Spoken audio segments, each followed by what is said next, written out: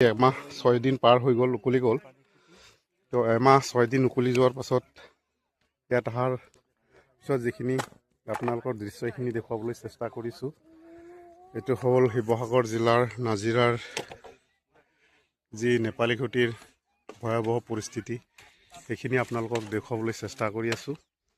তো চাওক, স্কুল নাই কোনটো?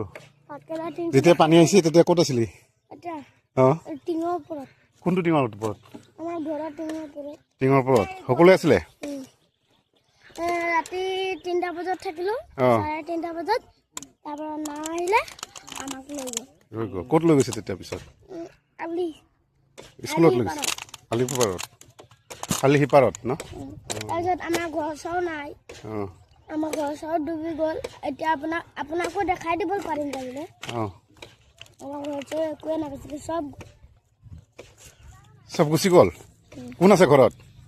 ঘৰত মা আছে, পাপা আছে, আৰু তাৰপিছত ভাইটি আছে, ভনী আছে, তাৰপিছত আমাৰ নানী আছে।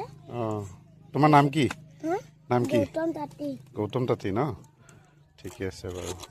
এতিয়া খোৱাৰ কাৰণে বস্তু পাইছে ন? এটা অভাৱটো নাই এতিয়া? এতিয়া কি খালি পানী খানে পানীৰ অভাৱ হৈ আছে না? পানীৰ অভাৱ হ'বই, যিহেতু জাগা যিখিনি পৰিস্থিতি সেইখিনি পৰিস্থিতি সাপেক্ষে এনেকুৱা হৈছে আৰু চাগে। তো